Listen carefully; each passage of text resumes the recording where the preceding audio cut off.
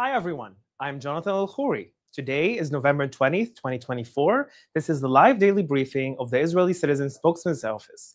We are live on Instagram, X, YouTube, and LinkedIn, and available afterwards wherever you get your podcasts. Please start submitting questions in the chat, and as always, like and subscribe to help us reach a wider audience. Italy admits Hezbollah attacked UNIFIL. Israel did not. Italy has troops in Lebanon as part of UNIFIL. Italy's troops came under fire last week. Italy's defense minister blamed Israel. Israel investigated and found that Hezbollah is the one that launched the attack. Now Italy agrees with Israel's conclusion. Hezbollah shelled UNIFIL's troops. And this is hardly the first time. Just yesterday, Hezbollah attacked UNIFIL troops 3 times. Multiple UNIFIL bases were rocketed by Hezbollah in the morning, in the afternoon, and then again later. At least 4 UNIFIL soldiers were wounded by Hezbollah, but you wouldn't know it from UNIFIL. UNIFIL said the rockets were fired by non-state actors within Lebanon. What non-state actors are firing rockets in Lebanon? 2 days before, French and Finnish UNIFIL troops were blocked by a group of individuals with at least one of them armed. An hour later, the UNIFIL troops were fired on 40 times. Bullets hit UNIFIL vehicles. Who did UNIFIL say shot at them? Non-state actor members. Do you see how crazy this is? UNIFIL has no problem calling out Israel, even if Israel isn't to blame. But when Hezbollah shoots at UNIFIL, then UNIFIL suddenly has no idea who did it.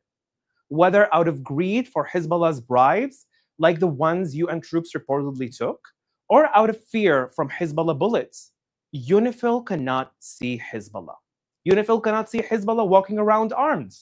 UNIFIL cannot see Hezbollah digging tunnels next to UNIFIL bases. UNIFIL cannot see Hezbollah even when they shoot at UNIFIL. UNIFIL cannot see Hezbollah, and UNIFIL cannot hold any future agreement. What might that agreement look like? This is the question. U.S. envoy Amos Hochstein was in Lebanon for ceasefire talks yesterday and is arriving in Israel today. According to news reports, this is what Israel needs to restore security in the faces of Hezbollah's attacks. Hezbollah terror infrastructure dismantled across Lebanon, not just along Lebanon's border. Western forces to do what UNIFIL did not.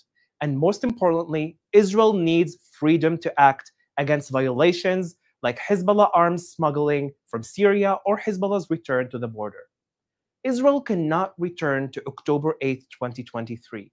That's the day that Hezbollah joined the war on Israel's people. On October 8th, Hezbollah had fortifications along Israel's border. On October 8th, Hezbollah had 200,000 rockets aimed at Israel's towns. On October 8th, Hezbollah had Iranian weapons delivered directly from Syria.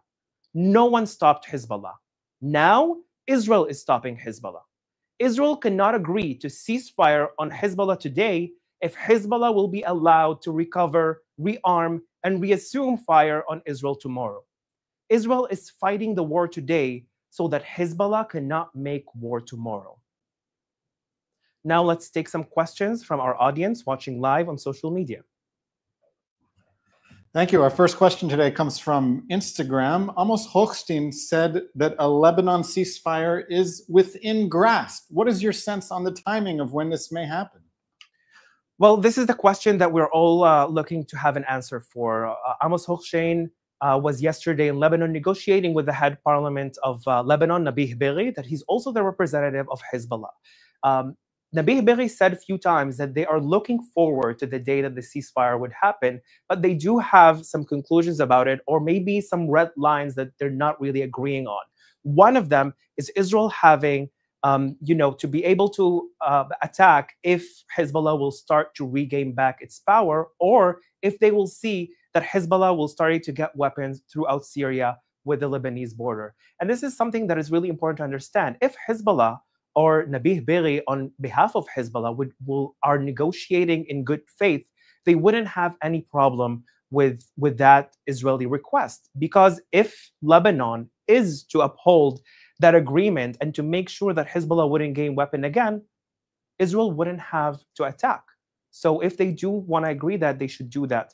And I really hope that one day in the near future, we will be able to see that Hezbollah will cease to exist. because it's not just for the good of Israel that we don't want to have war. It's also good for the people of Lebanon that are waiting for the day that Hezbollah will cease to exist as a military organization, taking place in Lebanon, hijacking the Lebanese politics, threatening Lebanese people on behalf of the Islamic Republic of Iran.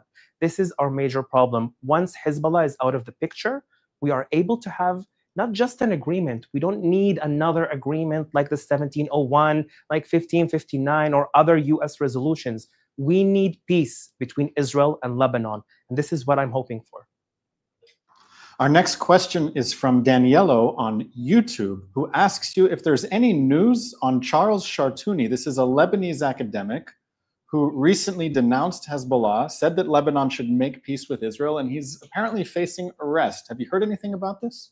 I haven't heard specifically about Chartouni's case, but this is something that follows on a lot of Lebanese who've spoken out against Hezbollah in the latest years, specifically since the war started when Hezbollah launched its war against Israel on October 8th, 2023. There are many Lebanese like Chartouni, like other, for example, the previous reporter, Maishidia, that we reported on also here, that there was an attempt of assassination on her life because of Hezbollah. I have a lot of friends in Lebanon that are speaking to me out of fear because they are afraid that they will be arrested because just talking with Israel, not just expressing, the hopeful to have peace between Israel and Lebanon, but also out of just speaking with Israelis.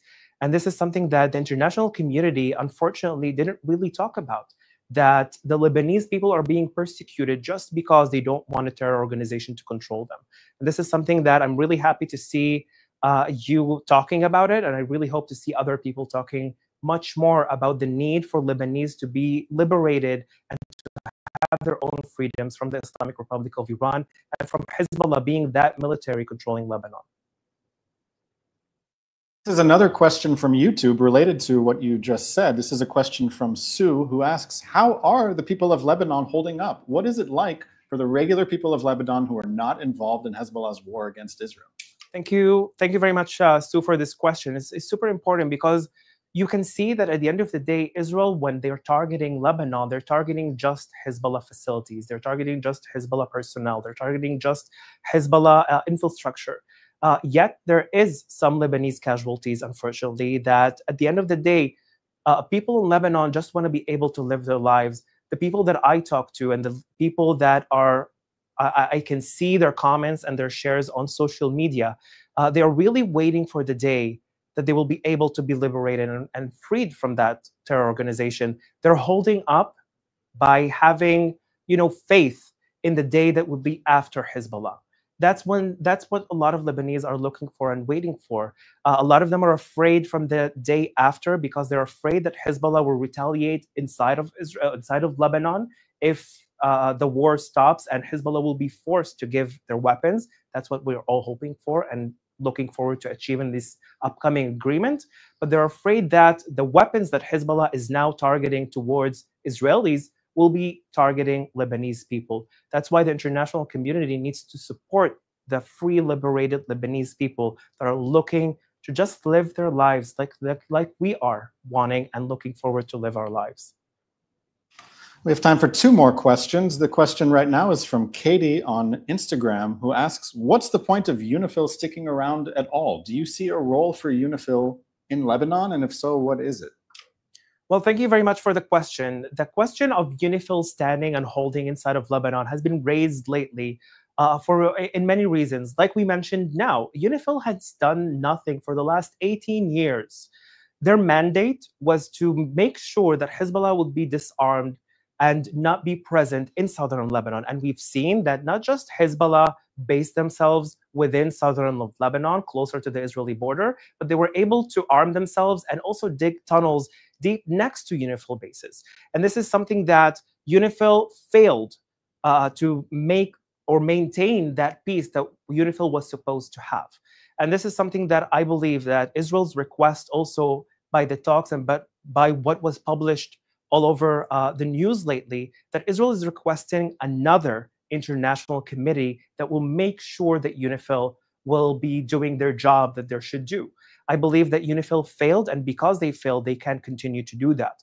That's why we need another international committee to make sure that Hezbollah will not be able to gain their weapons again, and also Hezbollah will not be able to fire any one single shot at Israeli civilians. This is our last question today. It is about the hostages in Gaza. The Prime Minister of Israel has raised the reward for anyone who releases the hostages to $5 million each. Do you have any hope that we will see some change in the status of the hostages in Gaza? Will they come home soon? Will there be a reward paid out to someone who helps free them? It's more than 400 days that there are 101 hostages that are still held hostage in Gaza by Hamas. Israel is doing everything in its power in order to get those hostages back, because every one of them is an Israeli and is a human being that needs to be back to its family or for burial, because some of these hostages have already been killed by Hamas.